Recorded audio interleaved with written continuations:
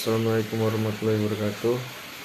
Kami dari kelompok 3 ingin mempresentasikan hasil dari kerja kami. Di sini kami akan mereview artikel dari manajemen pemasaran dengan anggota-anggotanya, yaitu saya sebagai ketua kelompok 3 ada Syari, dan selanjutnya ada Dewani Syakira, ada Novita Andriani, dan juga ada Rara Kristia Masyanda. Selanjutnya kami akan mereview artikel dimulai dari yang pertama. Nama saya Novita Andriani dengan NIM 2061215. Ini saya akan membaca artikel pertama, itu artikel pemasaran layanan digital marketing di tengah pandemi COVID-19. Dengan penulis Hawangga Diaul Fadli dan Sutama.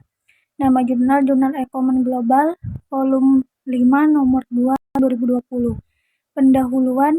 Salah satu dampak dari pandemi COVID-19 adalah pelaku bisnis yang kesulitan untuk memasarkan produk mereka, terlebih lagi merek yang telah dibangun sebelumnya menjadi tidak dikenal kembali dikarenakan pemerintah menetapkan pembatasan sosial berskala besar atau yang disebut juga dengan PSBB dan social distancing untuk menekan angka pertumbuhan kasus positif.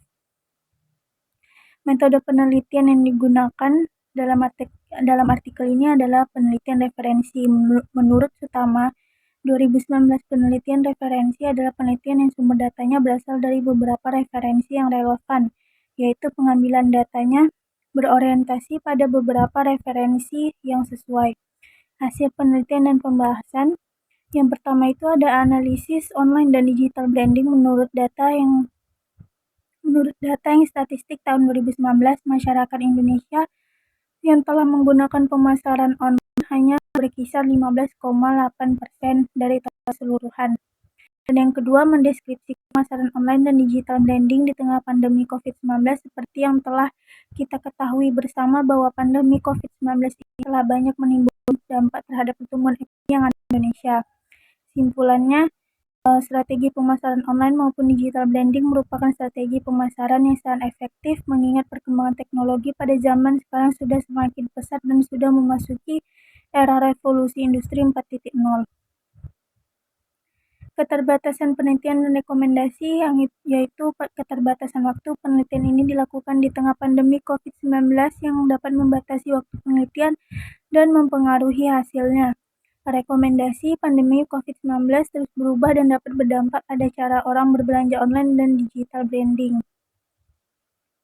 Artikel yang kedua yaitu analisis strategi pemasaran dalam upaya meningkatkan penjualan pada usaha makaroni kriuk. Penulis Rizky Putra Ramadan, Olivia Nabela, Hendra Dwi Prasetyo. Nama jurnal Bina Bangsa Ekonomika, volume 15 nomor 1 tahun 2022. Pendahuluan. Di masa sekarang pada bidang pangan berkembang dengan pesat, terutama pada usaha makanan ringan. Makaroni merupakan makanan yang berasal dari Italia, berbahan dasar dari gandum, tepung terigu, dan air. Makaroni diolah dengan saus krim dan dijadikan sebagai pengganti lauk pauk.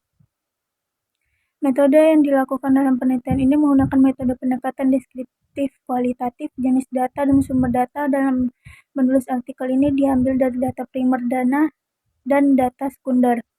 Hasil penelitian dan pembahasan. Yang pertama itu ada analisis SWOT. Yang pertama, strike kekuatan. Harga untuk cemilan makaroni yang kami jual sangat terjangkau sesuai dengan kualitas. Kebersihan, rasa, kualitas pada setiap cemilan makaroni sangat terjamin bagus. Kami melayani secara online, jadi konsumen dengan mudah dapat melakukan pemesanan dari jauh. Yang kedua ada weakness, kelemahan. Tidak terdapat outlet atau stand untuk berjualan secara langsung. Sistem penitipan yang memungkinkan produk tidak laku. Yang ketiga ada opportunity atau peluang, yaitu makaroni yang dipasarkan merupakan inovasi baru, yaitu membuat makaroni yang memiliki berbagai varian rasa yang dapat menarik minat konsumen. Yang kedua, kondisi masyarakat yang semakin konsumtif sehingga kami mempermudah untuk memasarkan produk. Yang keempat ada threat atau ancaman, banyaknya kompetitor yang menjual jenis produk yang sama, keluarnya produk baru yang lebih unggul dan berkualitas baik dari segi inovasi dan segi lainnya. Yang kedua itu strategi pemasarannya menggunakan analisa 4P, yaitu yang pertama produk yang akan dipasarkan yaitu makaroni goreng dengan varian rasa. Makaroni ini akan dikemas dengan menarik, serta dijaga kebersihannya agar dapat membangun kepercayaan konsumen dan produk yang kami tawarkan. Yang kedua itu ada price, sesuai dengan segmentasi yang kami lakukan, di mana konsumen yang ingin kami tuju adalah dari berbagai kalangan, mulai dari anak-anak hingga dewasa, pria maupun wanita. Yang ketiga itu ada promotion, beberapa strategi yang akan kami gunakan untuk mendukung pemasaran produk kriuk makaroni, diantaranya yaitu menawarkan ke orang-orang terdekat secara langsung dari mulut ke mulut. Yang kedua, menawarkan produk kepada toko-toko yang sering digunakan untuk tongkrongan anak muda. Yang ketiga, menggunakan jejaring sosial guna melakukan promosi lebih meluas. Yang keempat, terakhir itu ada place, tempat penjualan online yang digunakan yaitu marketplace, dan untuk produksi akan bertempat di Jalan Siwalan Kerto Selatan 1 nomor 38A. Simpulan, setiap industri rumah tangga yang bergerak di bidang pangan memiliki tujuan untuk kelangsungan hidup dan perkembangannya. Tujuan ini dicapai melalui berbagai upaya untuk mempertahankan dan meningkatkan tingkat keuntungan. Keterbatasan penelitian dan rekomendasi, yaitu keterbatasan penelitian sampel yang digunakan dalam penelitian ini mungkin tidak mewakili populasi secara keseluruhan, karena hanya berfokus pada usaha makaroni kriuk yang berada di satu daerah atau satu kota saja. Rekomendasinya yaitu membahas strategi pemasaran yang dapat dilakukan di masa yang akan datang dan mengidentifikasi peluang untuk meningkatkan penjualan lebih lanjut. Jurnal yang ketiga itu ada yang berjudul Analisis Penggunaan Media Sosial di dalam Strategi Pemasaran Rumah Sakit, penulis Vini Restu Insani dan John Henry Nordan. Nama jurnal Jurnal Ilmu Pengetahuan Sosial, volume 9, nomor 1 tahun 2022. Pendahuluannya yaitu pada tahun 2020 pengguna media sosial di dunia mengalami peningkatan menjadi 3,8 miliar dan jumlah orang yang mengakses atau menggunakan internet lebih dari 4,5 miliar. Tercatat pada tahun 2020 kuartal kedua pengguna Facebook aktif mencapai 2,7 miliar. Pada tahun 2019 akhir dunia dilanda pandemi COVID-19. Metode penelitiannya yaitu bahan pelaporan pilihan untuk tinjauan sistematis dan analisis meta atau PRISMA. Ini adalah metode berbasis bukti untuk melakukan tinjauan sistematis. Sumber artikel diambil dari artikel terkait yang diterbitkan tahun 2009 hingga tahun 2021 menggunakan Google Scholar. Hasil penelitian dan pembahasan setelah disaring berdasarkan judul topik dan abstrak serta tidak relevan, terdapat 10,100 artikel. 8 artikel yang memenuhi kriteria inklusi diperoleh melalui penyaringan teks lengkap. Tinjauan sistematis ini menunjukkan bahwa penggunaan media sosial dalam pemasaran rumah sakit berkembang pesat. Ini berarti menyoroti nilai media sosial bagi rumah sakit untuk meningkatkan layanan dan loyalitas pelanggan yang meningkatkan pangsa pasar rumah sakit, serta meningkatkan keuntungan dan menyelaraskan keterlibatan pasien dengan visi dan misi rumah sakit. Simpulannya yaitu ada hasil sistematik review. Penelitian ini menunjukkan bahwa betapa efektif dan pentingnya penggunaan media sosial di dalam tren pemasaran pada rumah sakit, dan ternyata banyak rumah sakit dalam pemasarannya menggunakan lebih dari satu platform media sosial guna untuk mempengaruhi reputasi, meningkatkan kepercayaan dan sharing sebagai salah satu strategi pemasaran di rumah sakit. Keterbatasan penelitian dan rekomendasi yaitu keterbatasan penelitian ini mungkin hanya terfokus pada platform media sosial tertentu yang digunakan oleh rumah sakit, sehingga bisa saja tidak mencakup platform lain yang mungkin juga relevan dalam strategi pemasaran rumah sakit. Rekomendasinya yaitu penelitian selanjutnya dapat memperluas penelitian ke platform media sosial lain yang mungkin juga relevan dalam strategi pemasaran rumah sakit. Sekian dari saya, wabillahi taufiq wal hidayah. Wassalamualaikum warahmatullahi wabarakatuh.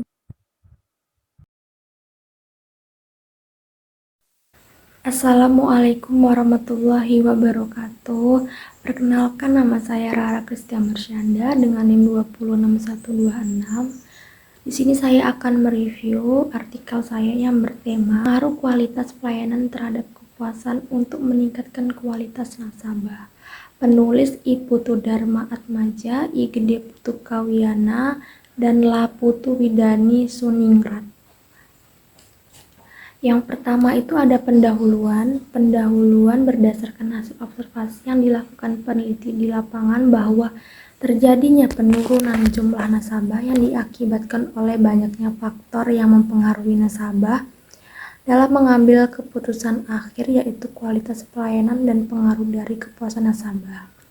Dari hasil wawancara dengan beberapa orang nasabah, diketahui bahwa proses dalam meminjam pada LPDB Desa Pakraman Persana di Karangasem dilakukan nasabah dengan proses yang sangat panjang dan sulit tanpa penerapan kualitas pelayanan yang baik dan dipengaruhi oleh kepuasan nasabah yang baik. Tentunya nasabah pun tidak bisa berjalan secara maksimal dan optimal. Hal ini dapat dilihat kenyataan dari loyalitas nasabah, yaitu menurunnya jumlah nasabah. Penelitian ini dilakukan dengan tujuan mengetahui pengaruh kualitas pelayanan terhadap loyalitas nasabah secara langsung dan dengan dimediasi oleh kepuasan nasabah. Selanjutnya ada metodologi penelitian. Penelitian ini dilakukan di LPDP Desa Prakman Persana, Desa Almert Buana, Kecamatan Selat, Kabupaten Karangasem, Provinsi di Bali. Alasan penulis mengadakan penelitian di tempat ini yaitu karena penelitian menemukan masalah-masalah yang terkait dengan loyalitas nasabah dan kualitas pelayanan yang berdampak pada kepuasan nasabah di LPD Desa Prakamman Persana di Karangasem. Variabel dalam penelitian ini terdiri dari variabel bebas, kualitas pelayanan, variabel mediasi, kepuasan, dan variabel terikat loyalitas nasabah. Penelitian ini dilakukan terhadap 92 orang responden yang melakukan nasabah LPD Pakraman Persana di Karangasem.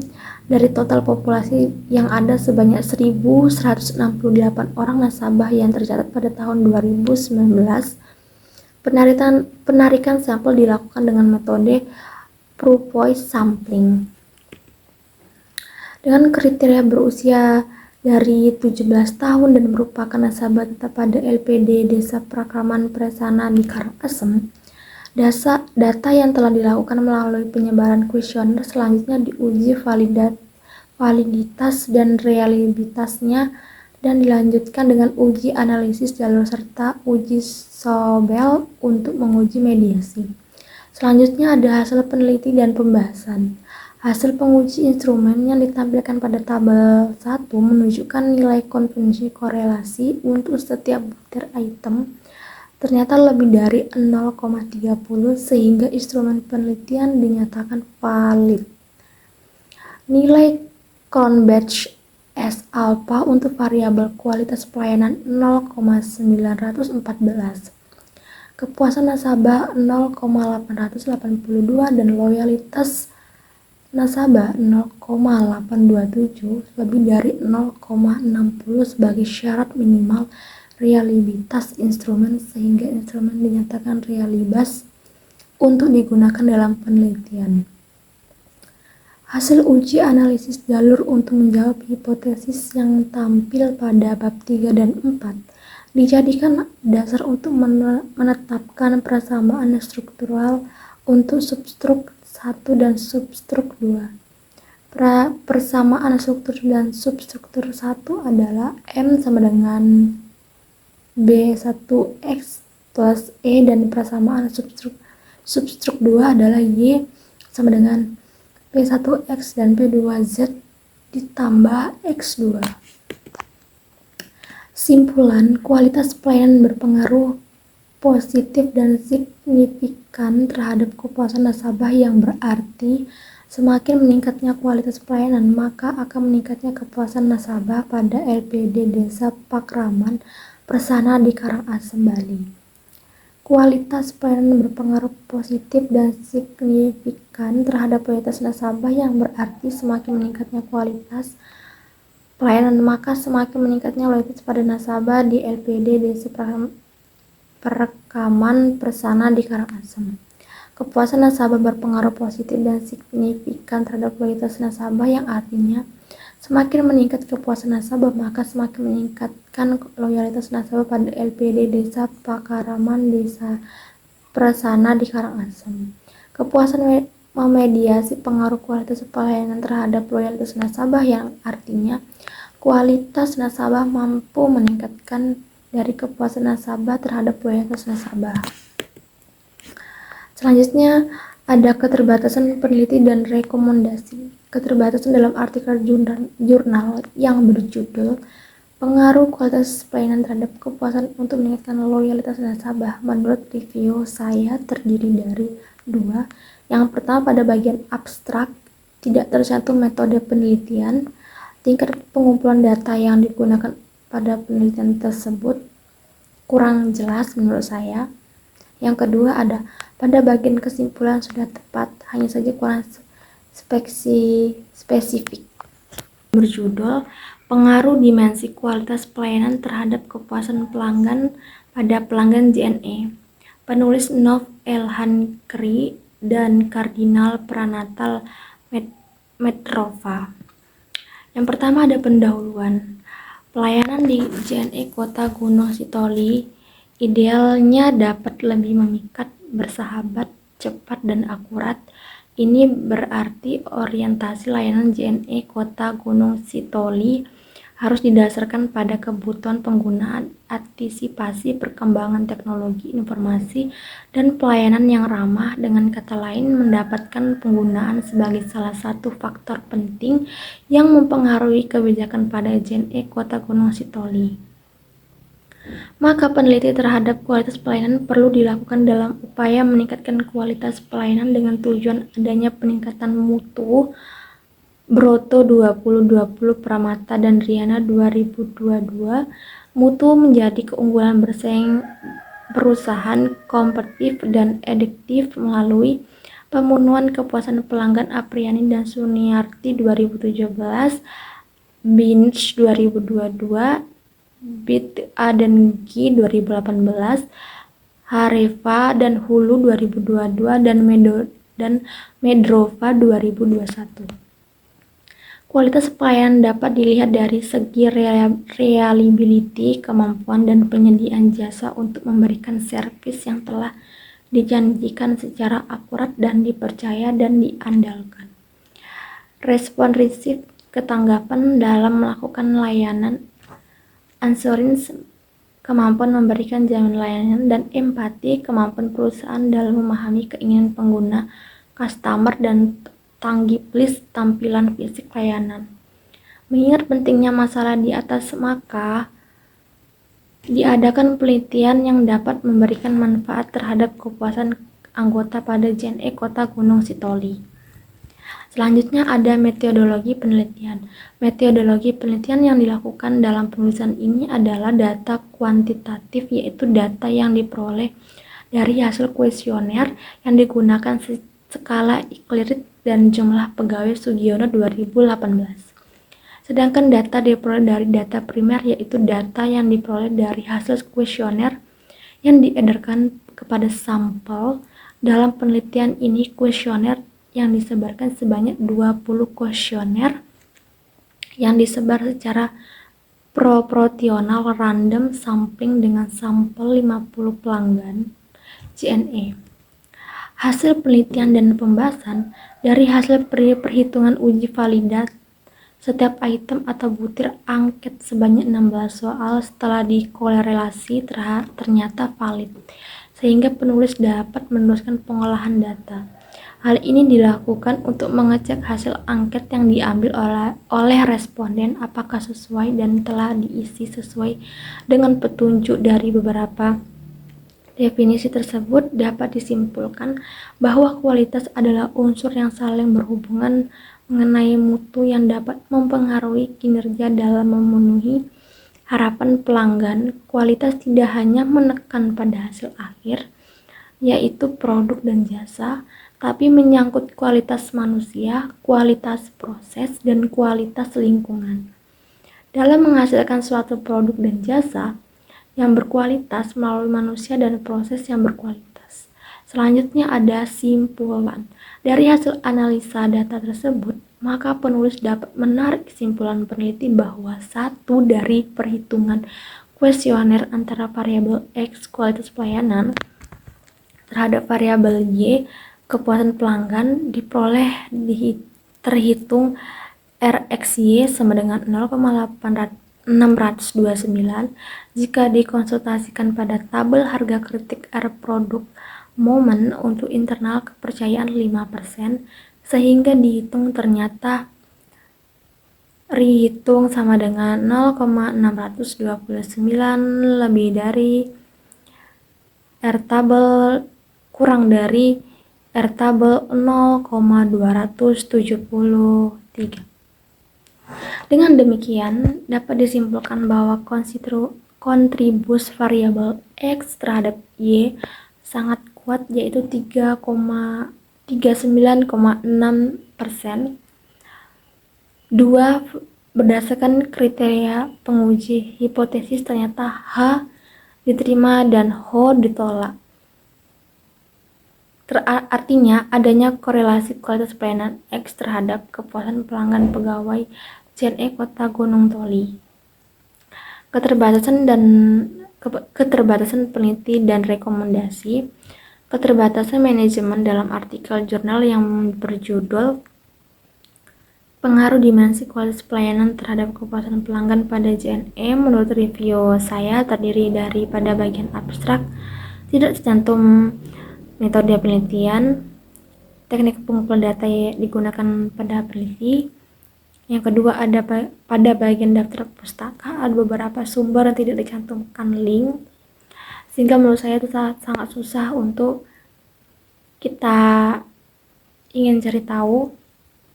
Yang terakhir, ada pada bagian kesimpulan yang disimpulkan sudah cukup tepat menurut saya, tetapi hanya saja kurang menggambarkan secara keseluruhan isi dari artikel tersebut.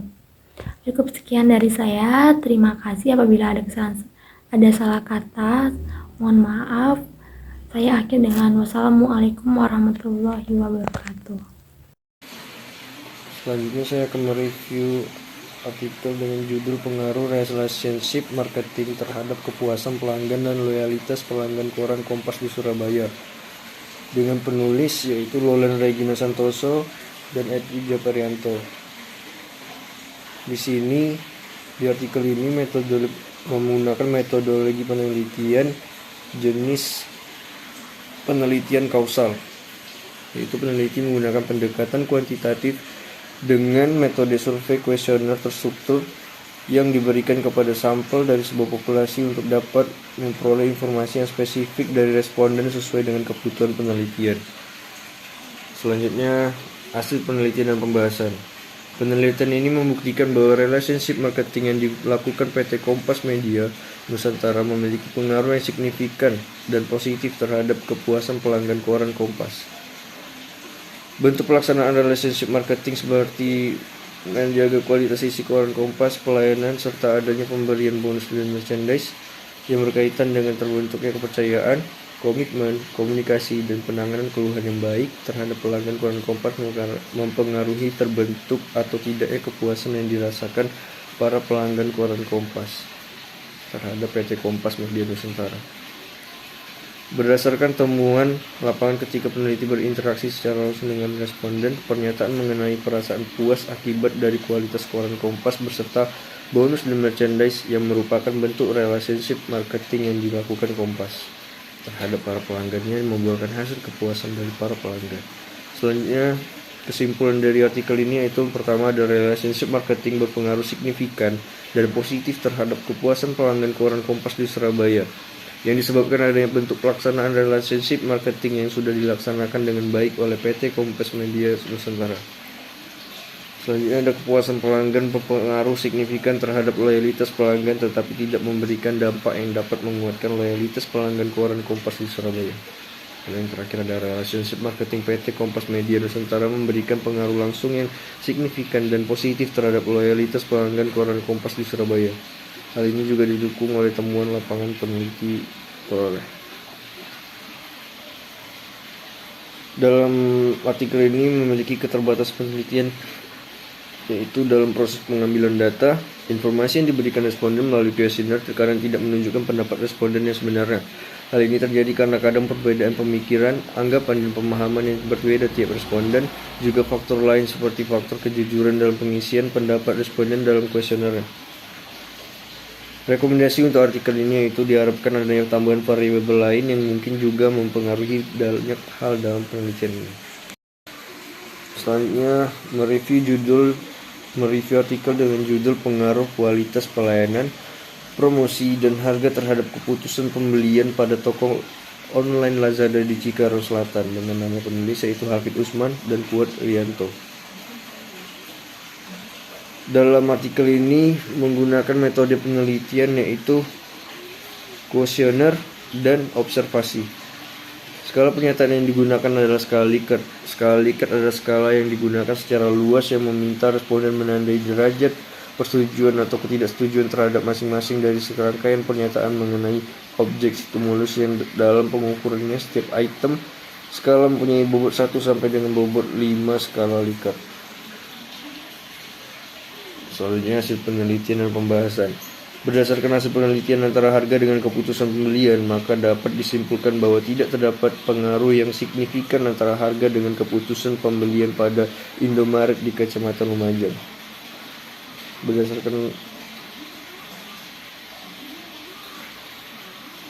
Selanjutnya kesimpulan.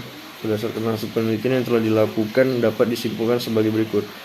Itu yang pertama adalah kualitas pelayanan berpengaruh positif dan signifikan terhadap keputusan pembelian dapat diterima. Hasil tersebut juga membuktikan hipotesis pertama bahwa kualitas pelayanan berpengaruh terhadap keputusan pembelian pada toko online Lazada di Cikarang Selatan secara signifikan. Koefisien regresi mempunyai nilai positif. Selanjutnya, promosi berpengaruh positif dan signifikan terhadap keputusan pembelian dapat diterima. Hasil tersebut juga membuktikan hipotesis kedua bahwa promosi berpengaruh terhadap keputusan pembelian pada toko online Lazada di Cikarang Selatan secara signifikan. Koefisien regresi mempunyai nilai positif, maka dengan melakukan promosi yang baik akan meningkatkan keputusan pembelian. Keterbatasan penelitian dan rekomendasi. Keterbatasan penelitian dalam artikel ini yaitu keterbatasan literatur. Hasil penelitian sebelumnya yang masih kurang peneliti dapatkan sehingga mengakibatkan penelitian ini memiliki banyak kelemahan baik dari segi hasil maupun analisisnya. Rekomendasi untuk artikel ini yaitu penelitian ini untuk meningkatkan lagi literasi dalam penelitian agar dapat menutupi banyak kelemahan yang ada dalam penelitian ini. Selanjutnya ada artikel dengan judul Pengaruh Kepuasan Konsumen dan Insentif Terhadap Perilaku Word of Mouth Konsumen Jasa Angkutan Penumpang Bis Antar Kota, Antar Provinsi Kelas Eksekutif di Bandung, dengan penulis Erida. Metodologi penelitian yang digunakan yaitu metode survei eksplanatori. Populasi sampel dalam penelitian ini adalah konsumen jasa angkutan penumpang bis akap kelas eksekutif dengan jumlah sampel sebanyak 152 responden di 5 perusahaan bis jurusan Bandung-Palembang. Penarikan sampel menggunakan teknik judgment sampling. Data yang diperlukan dalam penelitian ini adalah data primer dan data sekunder. Data primer diperoleh dengan menyebarkan kuesioner kepada responden, juga dilakukan observasi dan wawancara. Data sekunder diperoleh dari perusahaan angkutan bis dan instansi terkait yang berhubungan dengan masalah yang diteliti. Selanjutnya hasil penelitian dan pembahasan. Berdasarkan data hasil penelitian dapat dijelaskan sebagai berikut. Itu yang pertama ada secara rata-rata pelayanan jasa angkutan yang diberikan oleh kelima perusahaan jasa angkutan bis antar kota antar provinsi kelas eksekutif jurusan Bandung Palembang memuaskan pelanggan. Hal ini dapat dilihat dari presentasi konsumen yang puas sebesar 53,3%, diikuti konsumen yang sangat puas 25%, dan presentasi konsumen yang tidak puas sebesar 21,7%. Yang kedua, program insentif yang diluncurkan baik itu kupon makan, tiket gratis, dan kupon plus tiket gratis mendapatkan tanggapan positif dari konsumen. Kesimpulan dari artikel ini yaitu berdasarkan hasil penelitian dan analisis yang dilakukan dapat disimpulkan bahwa kepuasan konsumen secara mandiri mempunyai pengaruh terhadap perilaku word of mouth. Konsumen pada jasa angkutan penumpang bis akap kelas eksekutif di Bandung. Begitupun dengan insentif. Dari hasil pengujian pengaruh interaksi kepuasan dan insentif terhadap perilaku WOM mengindikasikan bahwa insentif merupakan katalisator yang efektif dalam menurunkan WOM negatif yang dilakukan oleh konsumen yang tidak puas. dan dalam meningkatkan kemampuan positif yang dilakukan oleh konsumen yang puas dengan jasa angkutan yang mereka terima. Keterbatasan penelitian dan rekomendasi. Keterbatasan penelitian dalam artikel ini yaitu terbatasnya pengumpulan teori yang dapat dijadikan pendukung penelitian. Rekomendasi dari kami yaitu agar penulis berusaha mengumpulkan lebih banyak teori-teori pendukung yang dapat dijadikan sebagai pembanding dalam rangka pengambilan kesimpulan agar hasilnya maksimal. Terima kasih. Baik, saya akan menjelaskan mengenai dua jurnal internasional. Yang pertama yaitu berjudul Benefit of Using Social Media in Product Quality to Consumer Buying Interest in MSME Product in Korea Martubung, Large Village, Medan Labuhan, Distrik Dalam, COVID-19 Pandemic. Baik, jurnal ini ditulis oleh penulis pertama yaitu Nel Arianti dan kedua Muhammad Afan Gifari Siregar. Yang kedua nama jurnal yaitu Journal Proceeding Conference International JICT volume 4 nomor 2 207 sampai 216 yang dipublikasikan pada November 2021. Selanjutnya pendahuluan. Pendahuluan pada jurnal ini menjelaskan mengenai perkembangan pengguna internet di Indonesia, khususnya media sosial yang semakin meningkat. Maka tidak heran jika banyak pengusaha yang menggunakan media sosial untuk dijadikan sebagai media promosi atau memasarkan produknya dengan harapan masyarakat yang menggunakan internet dapat lebih mengenal dan mendapatkan informasi tentang produk yang akan dijual sehingga konsumen tertarik untuk membeli. Salah satu contoh aplikasinya adalah Instagram. Jadi pendahuluan pada jurnal ini menjelaskan mengenai perkembangan penggunaan internet di Indonesia, khususnya pada penggunaan media sosial dalam memasarkan produk, kemudian mengenai wabah COVID-19 yang mewabah yang menyebabkan penurunan penjualan pada setiap UMKM di dunia. Selanjutnya metodologi penelitian yang digunakan. Yang pertama ialah jenis penelitian yang digunakan adalah asosiatif kuantitatif. Yang kedua, lokasi penelitian ini dilakukan di Desa Gria, Martubung, Kecamatan Medan, Labuhan. Yang ketiga, sampel yang digunakan dalam penelitian ini adalah 120 responden di mana dalam hasil penelitian di mana dalam satu hari penelitian menyebarkan kuesioner kepada 12 responden selama 10 hari. Selanjutnya pengumpulan data penggunaan menggunakan kuesioner. Selanjutnya pembahasan yang dibahas dalam jurnal internasional pertama ini. Berdasarkan jawaban responden menunjukkan bahwa sebagian konsumen produk UMKM di Desa Gria Martubung, Kecamatan Medan Labuhan pada masa pandemi COVID-19 memberikan respon positif terhadap variabel media sosial dan kualitas produk UMKM. Hal ini akan mempengaruhi minat beli konsumen. Hasil tersebut menunjukkan bahwa 62,9% variabel minat beli konsumen pada variabel Y dapat dijelaskan oleh variabel media sosial pada variabel 1 yaitu X1 dan kualitas produk pada variabel 2 yaitu X2. Sedangkan sisanya sebesar 37,1% dijelaskan oleh variabel lain yang tidak diteliti dalam penelitian ini yaitu harga, promosi, dan sebagainya. Selanjutnya keterbatasan penelitian dan rekomendasi. Keterbatasan yang pertama yaitu mempengaruhi minat beli konsumen dalam penelitian ini hanya terdiri dari dua variabel yaitu media sosial dan kualitas produk. Seperti yang kita ketahui, faktor yang mempengaruhi minat beli konsumen itu tidak hanya dua, bahkan lebih. Yang kedua, terdapat keterbatasan penelitian yang menggunakan data kuesioner karena dikhawatirkan responden tidak akan sungguh-sungguh menjawab pertanyaan tersebut dengan keadaan yang sebenar-benarnya mereka rasakan. Yang ketiga, pada saat dilakukannya penelitian masih di masa pandemi COVID-19 sehingga dibatasi waktu dan melakukan observasi dan penelitian. Yang keempat, penjelasan pada pembahasan yang sulit dipahami karena ada beberapa pembaca jurnal yang tidak memahami apa konsep dari jurnal dan metodologi yang kurang dipahami. Oke, kita masuk pada judul kedua yaitu how does the electronic word of mute alarm move brand trusting increasing buying interest during the COVID-19 pandemic? Yaitu bagaimana electronic word of mouth atau EWA membangun kepercayaan merek dalam meningkatkan minat beli di saat pandemi COVID-19. Oke, penulis pertama yaitu Nur Fauziah Susanti dan penulis kedua yaitu Ririn Wulandari dengan nama Jurnal Internasional Riset Ekonomi, Bisnis dan Manajemen Penerbangan 5 nomor 03 2021 ISSN 20456 sampai 7760.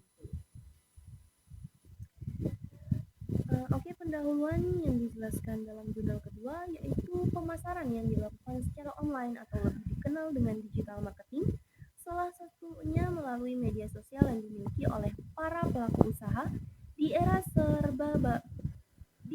serba banyak informasi atau TMI. Dan yang terpenting adalah harus membuat pelanggan percaya dengan produk yang kita tawarkan dalam melakukan pemasaran. Media sosial dinilai sebagai salah satu langkah tepat dalam memberikan informasi dalam kelangsungan aktivitas bisnis. Melalui media online ini, UMKM mencoba melakukan berbagai strategi agar produknya dapat terus diterima dan dipercaya oleh konsumen.